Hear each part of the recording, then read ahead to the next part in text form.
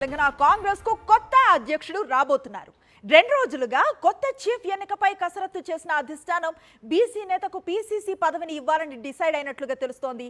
దీంతో ముగ్గురు కీలక నేతల్లో ఒకరికి ఈ పీఠం దక్కే అవకాశం ఉన్నట్లుగా తెలుస్తోంది. మరోవైపు మంత్రివర్గ విస్తరణకు సైతం గ్రీన్ సిగ్నల్ ఇవ్వడంతో మంత్రి పదవుల కేటాయింపుపై దృష్టి సారించింది రేవంత్ సర్కార్. పీసీసీ చీఫ్ గా రేవంత్ రెడ్డి పదవీ కాలం ముగియటంతో కొత్త అధ్యక్షుడి నియామకం ప్రక్రియను ప్రారంభించింది కాంగ్రెస్ అధిష్టానం.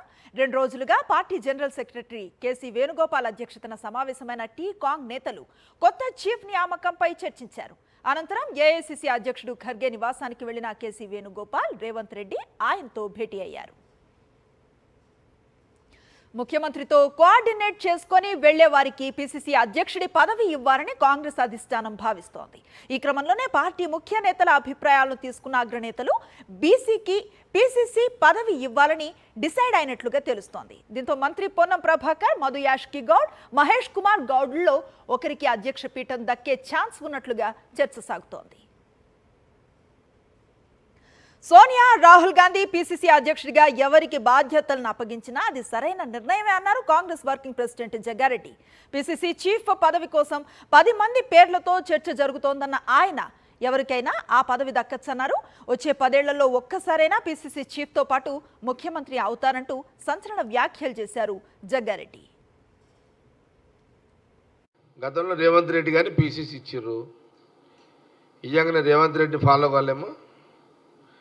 ఇప్పుడు ఎవరిని ఇచ్చినా అదే ఫాలో అవుతాం.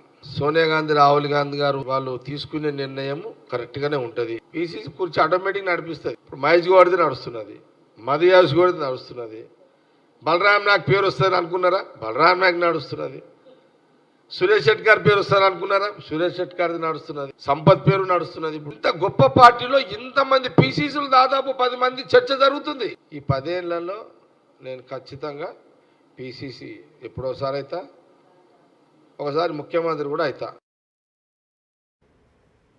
మరోవైపు మంత్రివర్గ విస్తరణకు సైతం హైకమాండ్ గ్రీన్ సిగ్నల్ ఇవ్వడంతో పూర్తి స్థాయి కేబినెట్ కూర్పుపై రేవంత్ రెడ్డి సర్కార్ దృష్టి సారించినట్లుగా తెలుస్తోంది. బీఆర్ఎస్ కు చెందిన పలువురు ఎమ్మెల్యేలు ఇప్పటికే కాంగ్రెస్ లో చేరగా మరి కొంతమంది కూడా హస్తం గూటికొచ్చే అవకాశం ఉన్నట్లుగా వార్తలు వస్తున్నాయి. దీంతో బీఆర్ఎస్ ఎమ్మెల్యేల చేరికలు పూర్తయిన తర్వాతే కేబినెట్ విస్తరణ చేపట్టాలని పార్టీ ముఖ్య నేతలు డిసైడ్ అయినట్లుగా తెలుస్తోంది.